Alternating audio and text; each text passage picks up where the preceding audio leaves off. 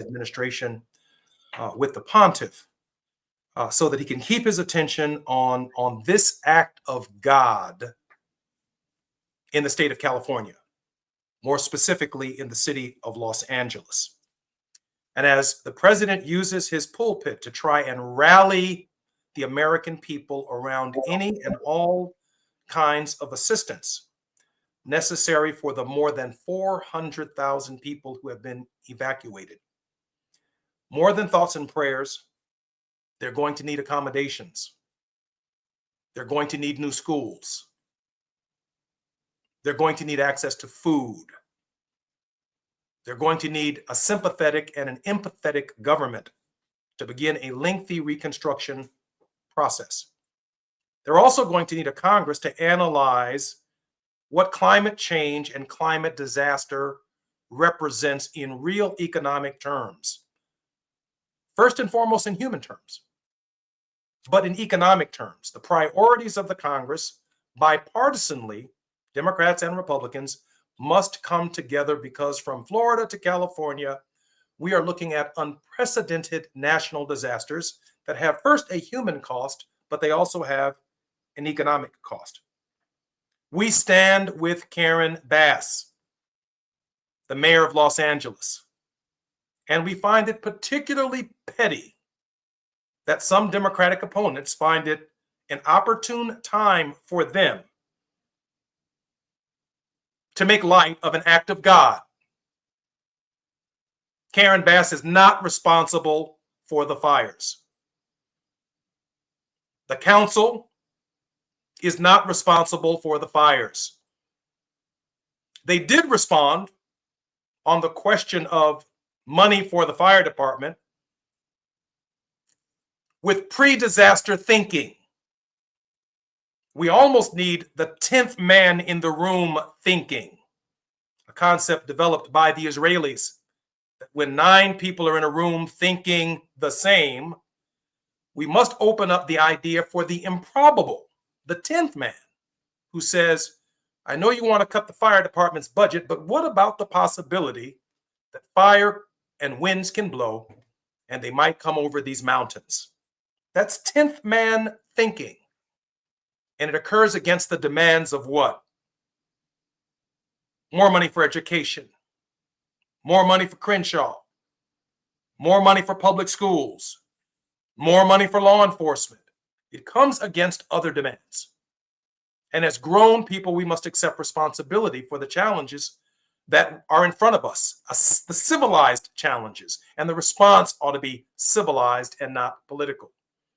It's really shameful when Democrats come after a Democratic mayor who could not be particularly responsible for climate disaster. This day, I am particularly honored that Dr. Bob Franklin is our guest. I want Dr. Franklin, when I introduce him in a few moments, to share with you some of his reflections on what is taking place, but I want to lay the context first. On Monday, we had Dr. Walter Fluker, eminent historian, on Dr. Howard Thurman. On that show, we talked about Jesus's message for a people whose back is against the wall. Along with Dr. Fluker, the next day, Dr. Aubrey Hendricks, both Dr. Fluker and Dr. Hendricks positioned Jesus's ministry in the context of colonialization, that he was a subject of Rome. And from the moment of his birth to his eventual crucifixion, he lived under Roman occupation. Hence, Jesus of Nazareth was a revolutionary and likely, and I believe, a person of color, a Palestinian Jew, person with an afro and of a darker hue. On Wednesday, Dr. Bob Howard shared with us his extraordinary ecumenical work, William Howard. His work around the country and around the world to build coalitions of spirit amongst Blacks and Jews and Christians and Muslims and whites and Blacks and people of different walks of life.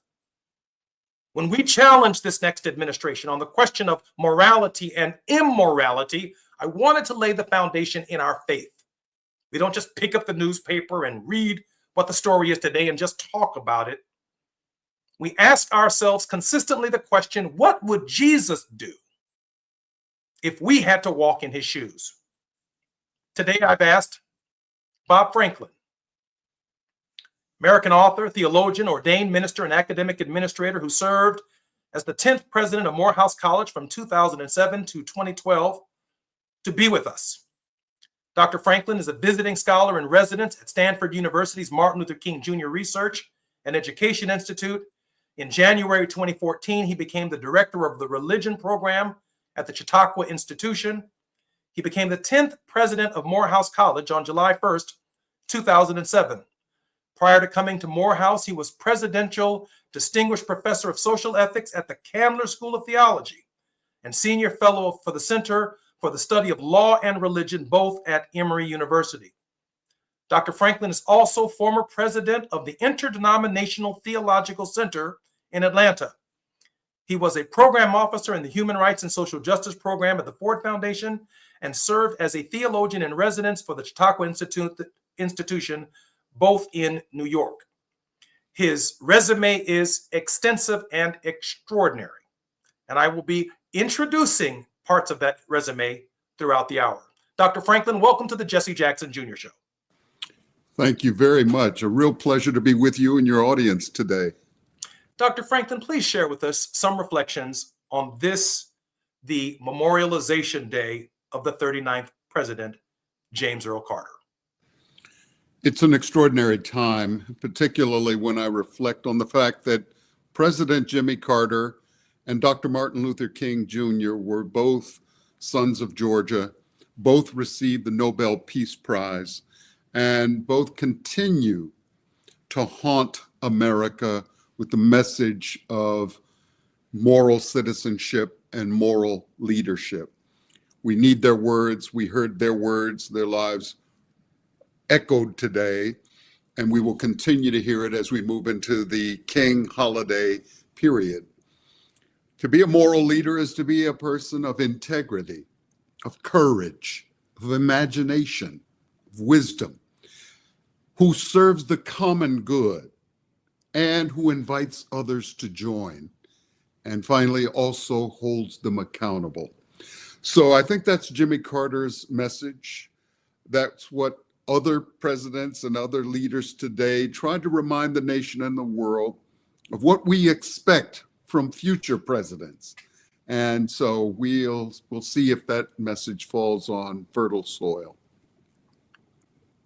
I'm Jesse Jackson Jr. This is the Jesse Jackson Jr. Show. When we come forward, we will be with none other than Dr. Robert Franklin.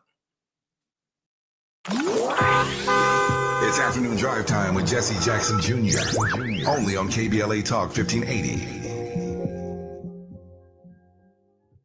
Hey, Mom, I've been meaning to talk to you about some new COVID information I saw online. I read that 3 out of 4 adults in the United States have a high risk factor for severe COVID-19. And Black folks like us with certain conditions like diabetes, heart disease, mental health conditions, or being 50 and older are at high risk. Boy, you sound like a commercial. I'm just saying. I know you love your ginger teas and essential oils, but remember, there are treatment options for COVID-19. I promise if I get sick again, I'll call my doctor to ask about my options. Sometimes I struggle to get to sleep. My body stopped for the day, but my mind is still running. So I take ZzzQuil. ZzzQuil, the world's #1 sleep aid brand, has a range of non-habit-forming products to fit you and your family's needs. Invest in a great night's sleep for the best you tomorrow. I'm awake and ready to take on anything. Better days start with ZzzQuil nights. Explore our products at ZzzQuil.com. Use as directed. Keep out of reach of children.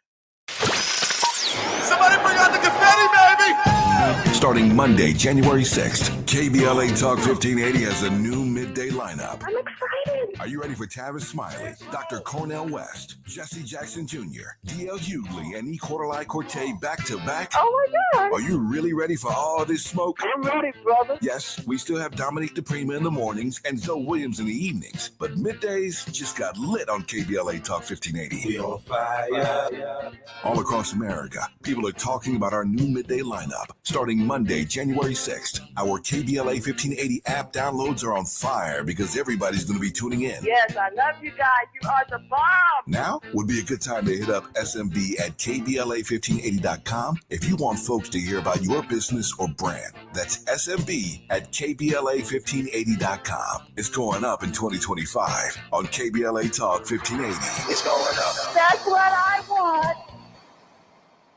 Cashback is not available on gas in New Jersey and Wisconsin. Hey, good morning. You're heading to the airport, right? Yep, thanks for checking. I like the car. How long have you been a rideshare driver? About 3 years now. I really enjoy it. Isn't it hard to make money these days with the price of gas being so high? Not for me. I use Upside, the free app that gives you cash back for every gallon of gas you buy. Wait a minute. Are you saying you actually get real money back when you get gas with the Upside app? Yep, I get real cash back every time I get gas. Does that actually add up to anything? I'll make around $200 to $300. Wow, that's serious extra cash. I'm downloading the Upside app now. Download the free Upside app now to earn real cash back every time you buy gas. Use promo code TOOL for an extra 25 cents a gallon bonus on your first tank. You can cash out anytime right to your bank account, PayPal, or a gift card for Amazon and other brands. Just download the free Upside app and use promo code TOOL for a 25 cents a gallon bonus on your first tank. That's code TOOL. Now back to more of Jesse Jackson Jr. on KBLA Talk 1580. I'm Jesse Jackson Jr., and welcome back to the Jesse Jackson Jr. Show. Our special guest today is Dr. Robert Franklin, the 10th president of Morehouse College. Dr. Franklin, I want you to share with our listeners what your definition is of moral leadership. Well, moral leaders invite us to become better versions of ourselves. A moral leader is a person of integrity, of courage, of imagination, of empathy and wisdom. And they mobilize those virtues, those good qualities, those good character traits to serve the larger good, the common good, the public good, not simply their own interests, not simply their specific community, though that's important.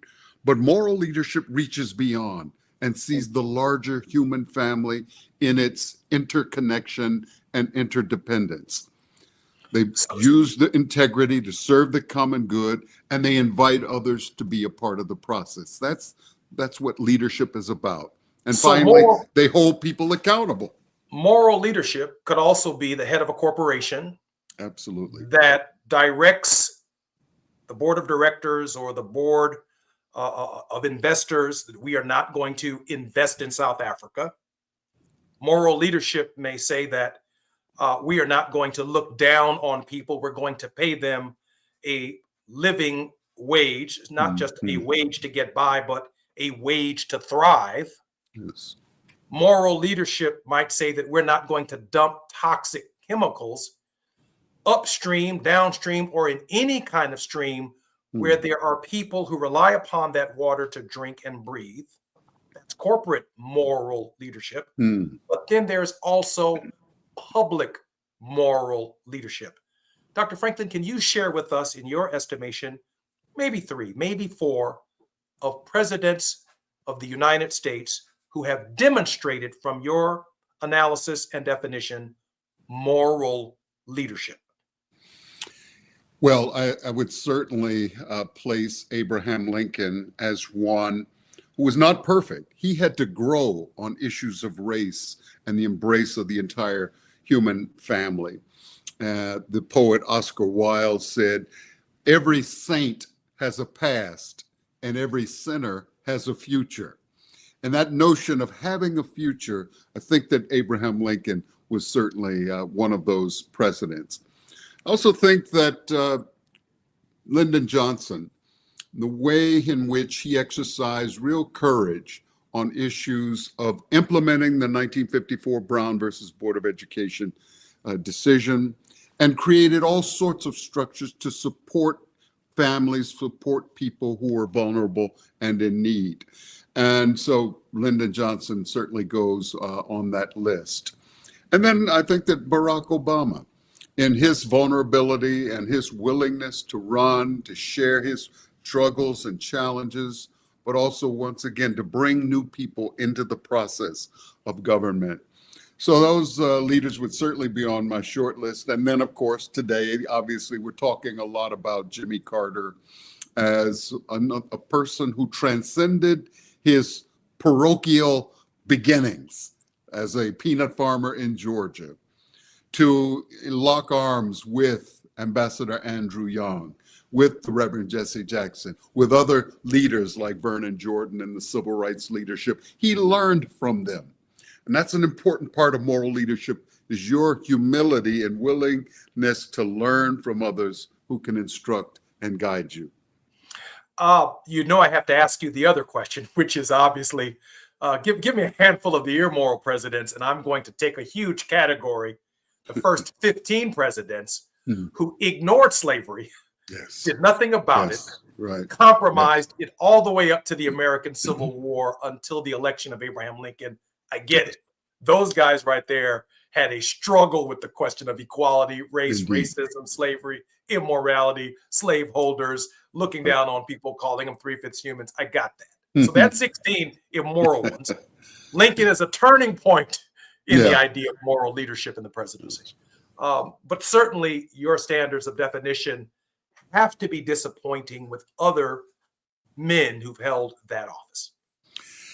Yeah, and certainly one of the greatest disappointments is Woodrow Wilson, who leads this nation in those years following Teddy Roosevelt and William Howard Taft, so 1912 to 2020.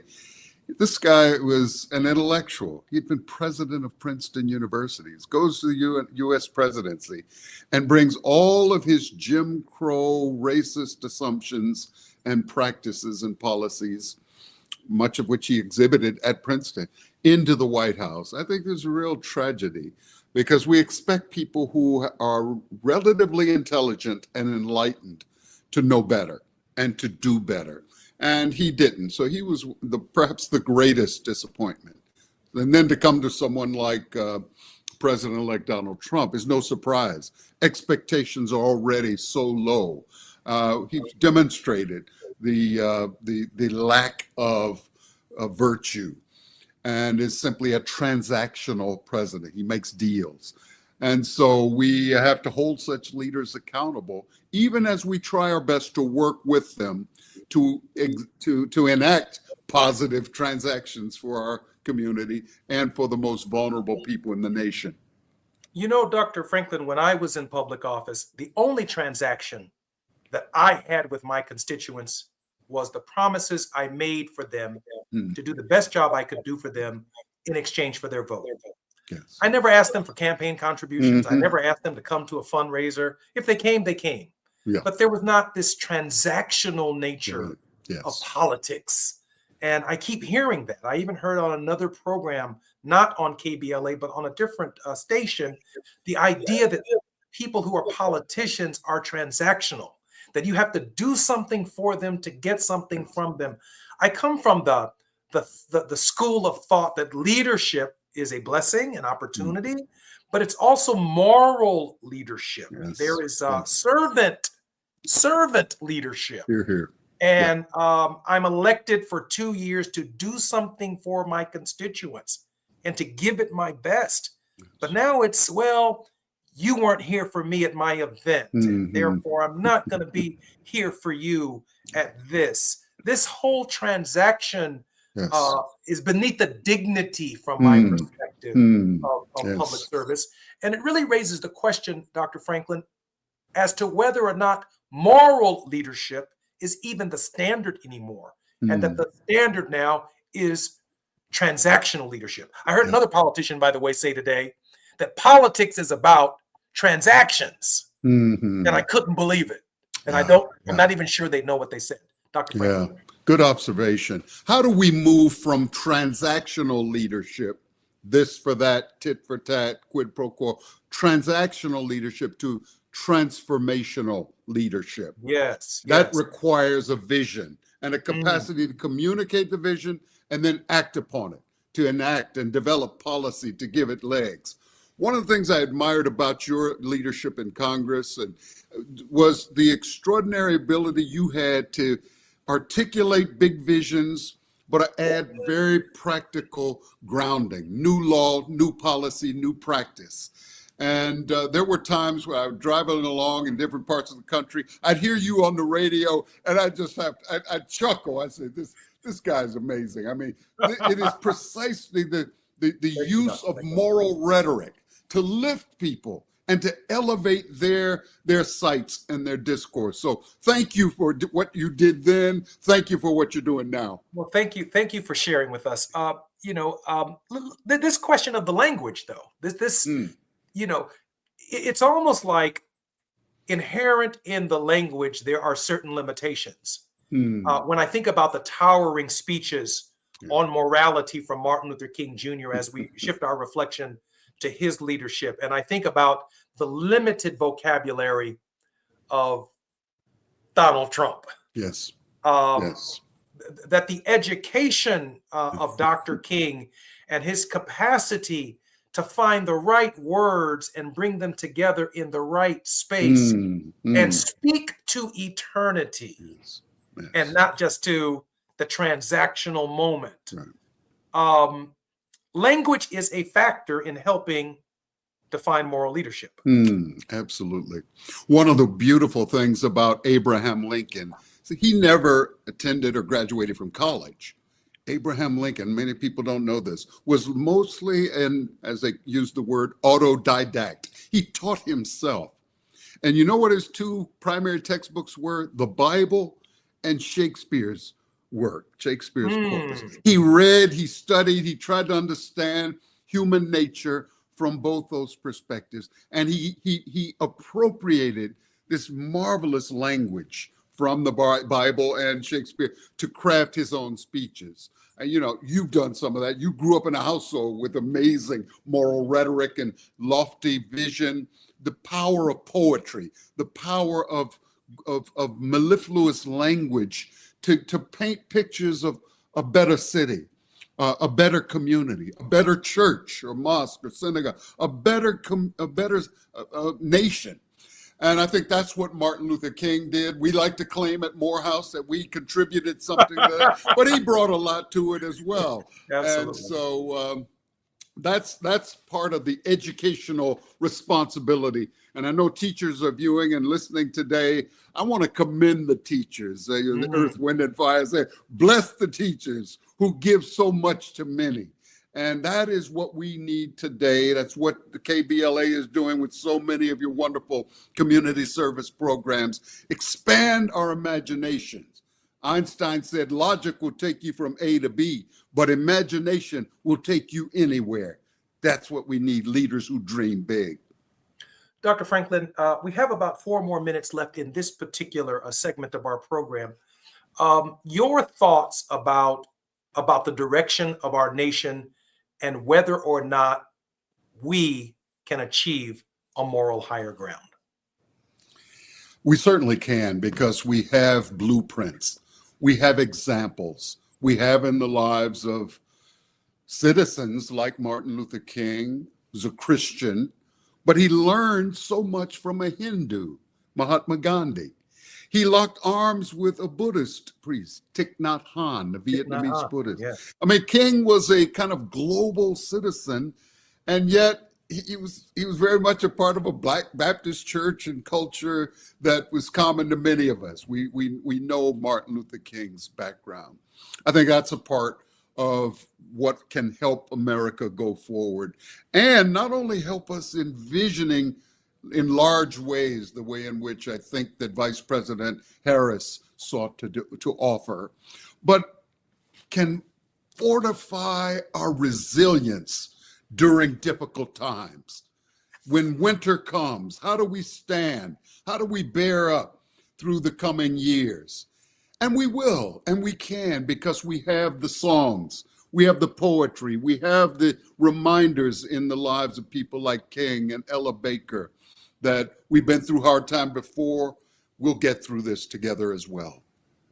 That's certainly my sincere hope. My chiefest concern at this hour is that there seem to be so few voices, and those voices are really in the wilderness. And I'm so proud of Tavis Smiley and KBLA for making this platform available to all of us. Certainly my platform is available to you as often as you'd like. I understand that you're working on some young minds and helping position them for a great future.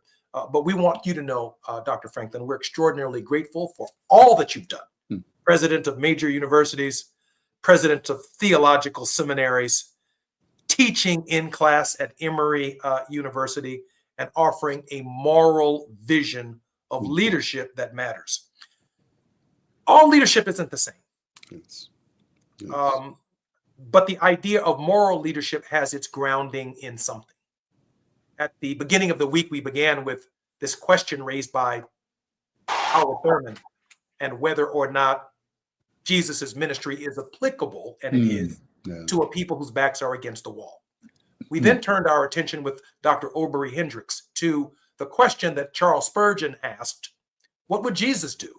What are Jesus's politics in healthcare, in housing, in the environment, in education, in understanding the least of these and lifting and elevating a language that moves people forward? And then Dr. Bob Howard showed us how to navigate the world and international affairs through ecumenical bodies. And now today we discuss moral leadership with you. When we come forward on the Jesse Jackson Show, we'll be with Dr. Robert Franklin, the 10th president of Morehouse College, who's going to continue our conversation about moral leadership. It's afternoon drive time with Jesse Jackson Jr. Only on KBLA Talk 1580.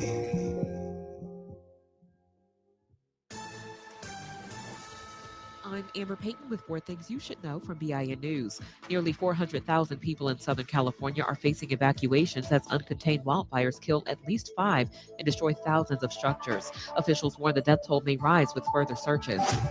Investigators are revealing the New Year's Day attacker in New Orleans built 2 bombs with RDX, a powerful explosive, but they failed to detonate. The attacker killed 14 and injured over 30 by driving a truck into a Bourbon Street crowd before being killed in a shootout that injured 2 officers. Black New York City Mayor Eric Adams, who's facing federal corruption charges, delivered his State of the City address highlighting safety improvements, affordability efforts, and proposed tax cuts for low-income residents. And the state funeral for former President Carter concluded with speeches from President Biden, Carter's grandson, and Stephen Ford. Carter, who passed away at 100, will be buried in Plains, Georgia, beside his wife. All 5 living presidents attended. I'm Amber Payton on the Black Information Network, your home for Black News First.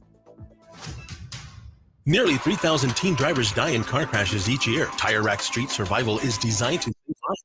One day, hands-on driving school gives teens experience in car control through exercises that include emergency braking and skid recovery. Find a class near you at TireRack.com/survive.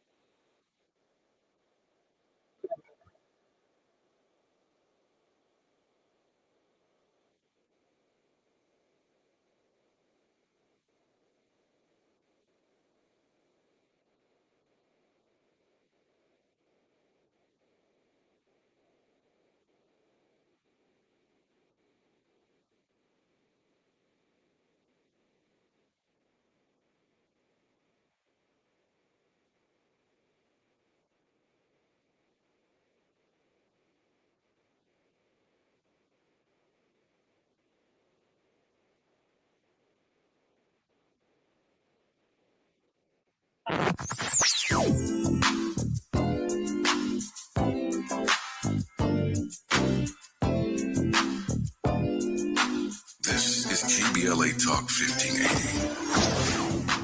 Talk radio. That's music to your ears. We're unapologetically progressive. KBLA Talk 1580. We've got a lot to talk about.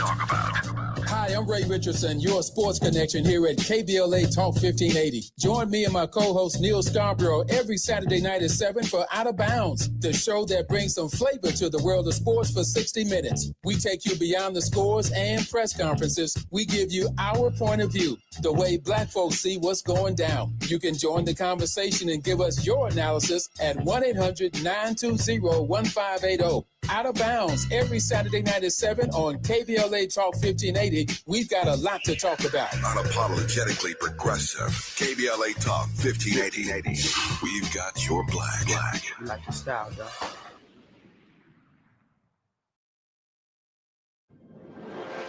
This is for all the folks who appreciate follow-through. Here's a quick recap of the KBLA Talk 1580 2024 Climate Justice Campaign. More than 6.4 million Southern Californians viewed our climate justice billboards and bus shelters. Another 1.5 million people listened to and or downloaded our weekly conversations with African American climate experts. Our KBLA Climate Justice web portal had 2.8 million unique visitors. Thousands more attended our 7 climate justice community events. More than 9.3 million riders saw our climate care messaging on metro buses and trains. And 39 million Americans accessed our C-SPAN Climate Justice Symposium. All told, our 2024 Climate Justice Campaign exceeded 471 million total impressions. KBLA Talk 1580 thanks all of our 2024 Climate Justice partners: LADWP, Metro, Caltrans, Sierra Club, California Community Foundation, the California Endowment, LA City Council member Curran D. Price Jr., the California Wellness Foundation, MWD,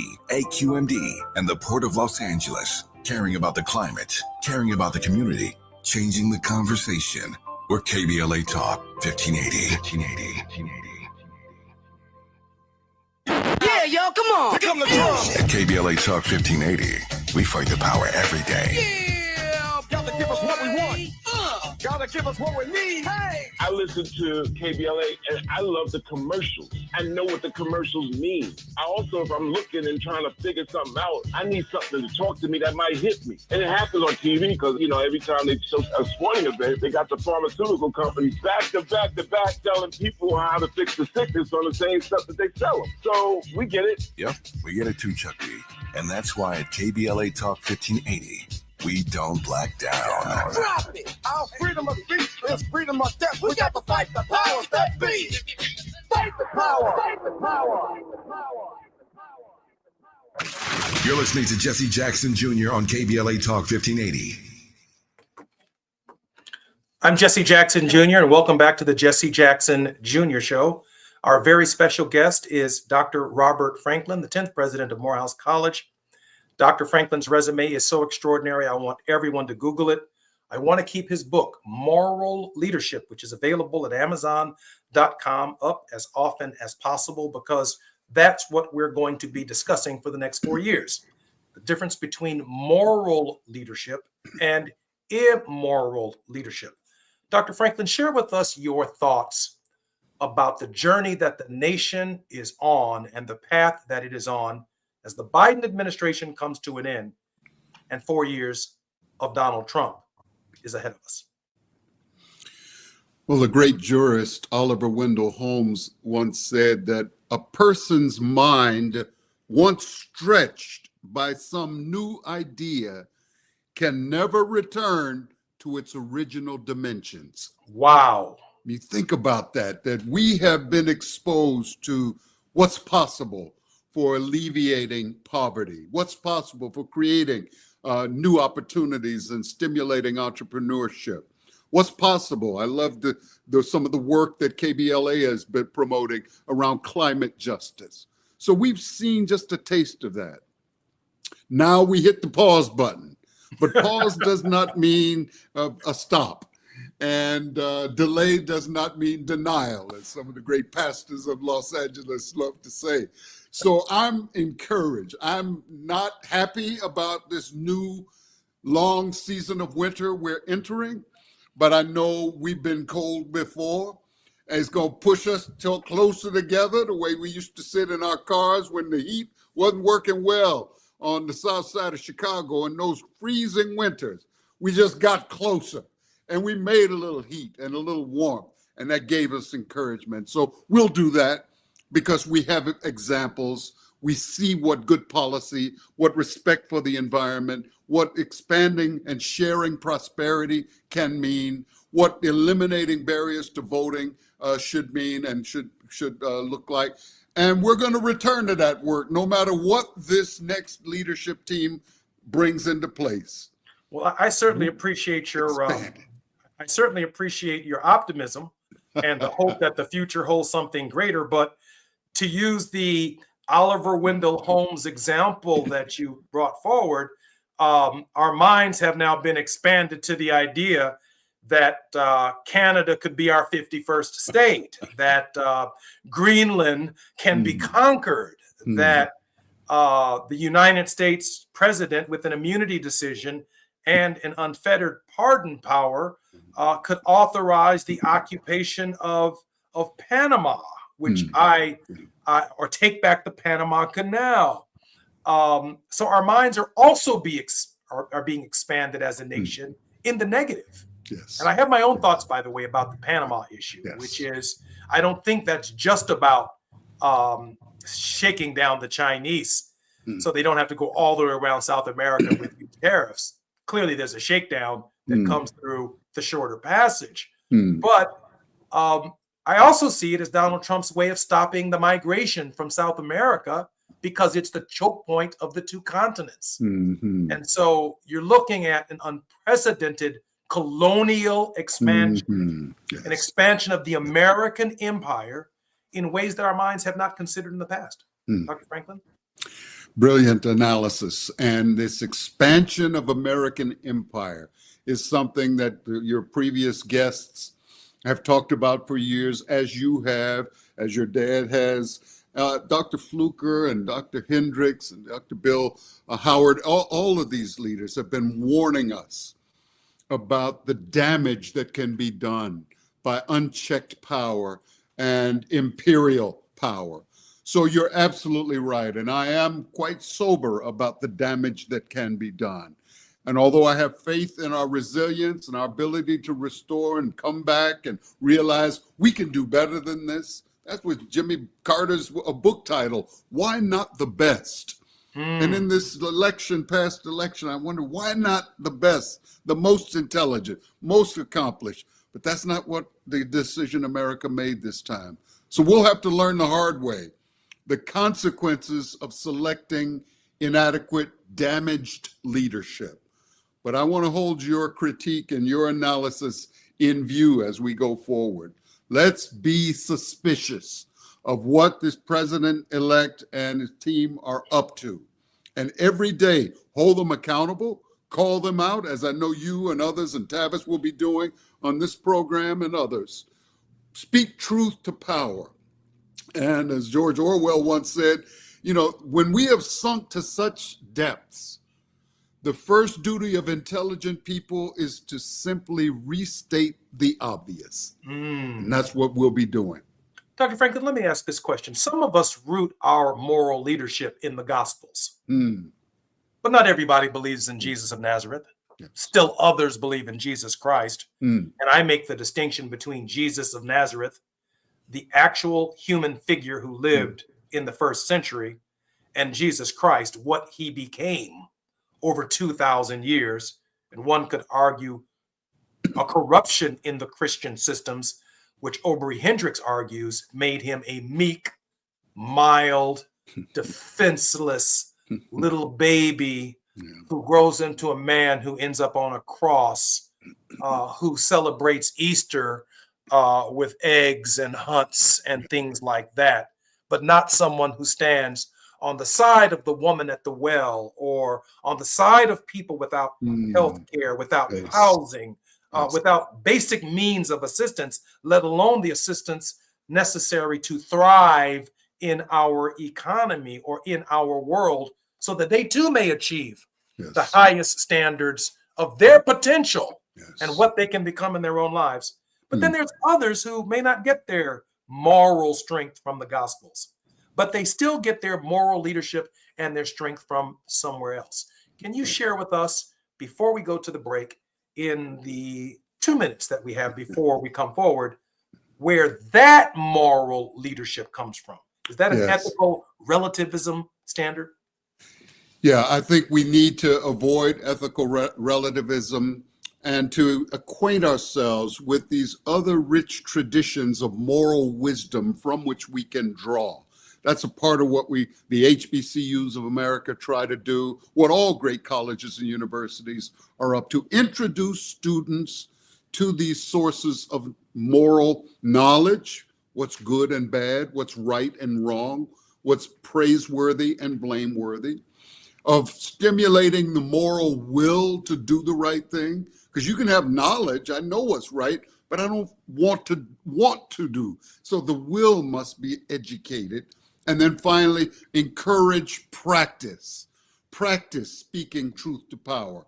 Practice standing up for righteousness. Practice civil disobedience when necessary. So those are all present in all of the great faith traditions and in the non-theistic or more philosophical systems, even in great literature. So we have the resources. We just need to spend time to learn, and we need great teachers to offer us wisdom. Well, I am in a personal struggle with theists, atheists, within the Democratic Party, spiritualists, who may not identify with the moral standards of the Gospels, a simpler narrative than the four Gospels are. In fact, I prefer a synopsis of the Gospels that arrives at a single narrative, so we can understand who the man was, so that we can try and be like the master. And I think that Gandhi identified with that Christ, with that figure. He liked our Christ, but he did not like our Christians. I think Dr. King found that man from Nazareth. I think Mandela found that man from Nazareth. I'm Jesse Jackson Jr. This is the Jesse Jackson Jr. Show. When we come forward, we're with Dr. Robert Franklin. We will continue our conversation on moral leadership. While you're stuck in traffic, we can at least bring you up to speed on the news of the day. You're listening to Jesse Jackson Jr. only on KBLA Talk 1580.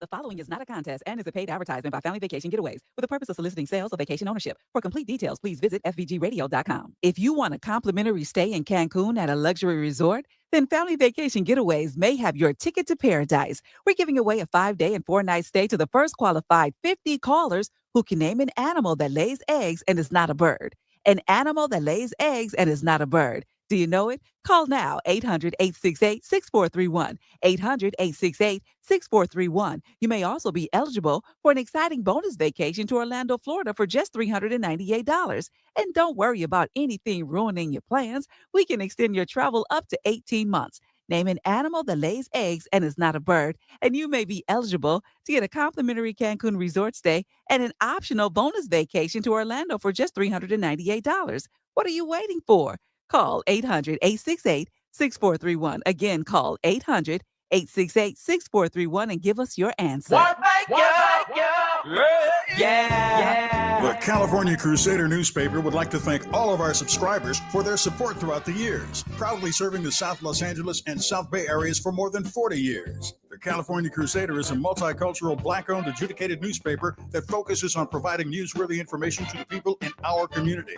We're constantly looking for ways to assist businesses in our community to connect with our subscribers. We provide low-cost, effective ways to promote your business with our reasonable and affordable advertising rates. You can participate by suggesting, sharing, and submitting your stories on the California Crusader newspaper Community Share Facebook group page, or visit our website at cal-cruise-news.com. That's calcruisenews.com. Then click on the Submit Now button located on the top right corner of the homepage, or text CCN to 42828. Again, text CCN to 42828. The California Crusader newspaper, working together to build a better community for our future. Subscribe today. KBLA Talk 1580. We've got a lot to talk about. KBLA Talk 1580, connecting you with services and solutions. The Los Angeles Regional Food Bank is on a mission to fight hunger and provide nutritious food to those in need across our community. They partner with federal, state, and local programs advocating for better policies and funding for critical hunger relief programs like Cal Fresh, the Emergency Food Assistance Program, and the Child and Adult Care Food Program. The food bank works with coalitions and local representatives to make sure hunger is addressed in every district of LA County. They also run nutrition education campaigns, raise hunger awareness, and source nutritious food for distribution, all while supporting regulations that allow food pantries to operate safely. Want to help? Visit lafoodbank.org or call 323-234-3030 to volunteer or find a food bank near you. Together, we can ensure that no one goes hungry in Los Angeles County. This is a community call to action from KBLA Talk 1580. Oh, could this vintage store be any cuter? Right? And the best part, they accept Discover. Accept Discover? In a little place like this? I don't think so, Jennifer. Oh, yeah, huh? Discover's accepted where I like to shop. Come on, baby, get with the times. Right. So we shouldn't get the parachute pants? These are making a comeback. I think. Discover is accepted at 99% of places that take credit cards nationwide. Based on the February 2024 Nielsen report. Now back to more of Jesse Jackson Jr. on KBLA Talk 1580. I'm Jesse Jackson Jr., and welcome back to the Jesse Jackson Jr. Show. My guest is Dr. Robert Franklin. Dr. Robert Franklin was the 10th president of Morehouse College. He is the author of a number of very important and critical books that matter at this hour, including but not limited to Moral Leadership, Integrity, Courage, Imagination, The Crisis in the Village, Restoring Hope in African American Communities, Another Day's Journey, Black Churches Confronting the American Crisis, and Liberating Visions, Human Fulfillment and Social Justice in African American Thought. Tomorrow, my guest will be Reverend Dr. James Forbes, who will complete this series on moral leadership. All 5 of my guests this week are very, very good friends. They all know each other, and they have been a solid force of intellectual thought for Tavis, for myself, for Reverend Jesse Jackson, those of whom also marched with Martin Luther King Jr. and knew him personally. Dr. Franklin, I've asked this question of Reverend Bill Howard. Why has the white community never produced a Martin Luther King Jr.? One could argue that there is a process of forging strength, determination, edgy hope, and audacity that only comes from feeling the sharp edge of oppression. And I think that major sections of the white community have not experienced this as individuals in this country. And so is that your privilege? Is that their privilege, Dr. Yeah, Franklin? I think that it has led to a sense of privilege, membership, belonging, entitlement that, Black folks and other people of color, that women and the LGBTQ community, others have not experienced that same degree of participation, of welcome and belonging. And so how do you translate your sorrows and oppression into something more redemptive? And that was the power of what Dr. King talked about. Restorative justice is the key. We should all commit ourselves in this season as we move from Jimmy Carter's memorialization to Martin Luther King's life and legacy with us, to practicing those 3 words. We're trying to establish restoring right relationship. That for me, justice is about restoring right relationships. And as Dr. King wrote in his letter from Birmingham jail, white people can participate in that process as well. That's the need to build broad coalitions so that we can all work together on restorative justice and restoring right relationships. And when they've never existed, you don't restore what hasn't existed. You create and establish right relationships. Dr. Franklin, I had the privilege of reaching out to you a few years ago, maybe a year and a half ago. And I shared with you that while incarcerated, I made an extraordinary discovery in the Constitution of the United States. You allowed me to come in and show that work to you in your office. And then you asked me at the conclusion of my presentation to you if I was available to speak to your class shortly after that time. My work titled "The Finger of God," which shows an extract that the founding fathers believed they placed in the Constitution called the finger of God, combining the character traits of the commander of an army and someone who grants reprieves and pardons. And on both sides of that function, they used the word shall command an army and shall grant reprieves and pardons, meaning one person gets to function in the lineage of David and Jesus. Matthew chapter 1, verse 1 through 17, but more specifically, verse 17, the function of the lineage of David of one person in the sect of one. It seems to me that even though this function may have only applied to white men in the founder's conception on September 17th, 1787, the idea of struggling to be in the ministry of Jesus of Nazareth for all of your people in all 50 states, all over the country, may be the highest form of ethical and moral striving that could lead to moral leadership at the right time and the right place. Your thoughts on the inherent nature of the presidency at its conception and the idea that we're supposed to be following moral leadership. Those leaders, those who were elected to president, were expected to set a tone at the top. That's what we look for in leadership. Setting a tone at the top, exhibiting the values and the virtues necessary to lead a strong nation forward. But the other thing, in addition to setting a tone, and we've talked in this program about the power of rhetoric and language, of establishing a vision that we can mobilize to achieve, is also executive power. And that's what I love about your research, this book, the work you did and shared with my students. What does it mean to be an executive, to take initiative, to get things done? And so I think that that's one of the great expectations that has been squandered by so many people elected to the presidency.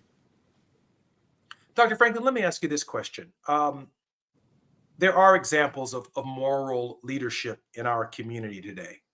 In these final few moments, in addition to yourself, can you highlight some of the examples that we have in the public space, in the public sphere of moral leadership at this critical hour that you think, well, that you follow, and that others of us you think should be listening to, paying attention to, and be willing to follow as well? Well, thank you for that wonderful question. Moral leaders are people who inspire us and invite us to become the best versions of ourselves. So as people are viewing and listening, you can think about those people in your lives. Often they're parents, they're pastors, they're teachers, they're role models. But for me, in this little book, I talk about Martin Luther King and Ella Baker, who helped launch SNCC, the Student Nonviolent Coordinating Committee. I write about Cesar Chavez and Dolores Huerta as leaders from the Latino community who were engaging in this work. I look at younger people, the David Hoggs of these movements challenging gun violence in America, of the two Justins in Tennessee who are standing up for peacemaking and better gun laws.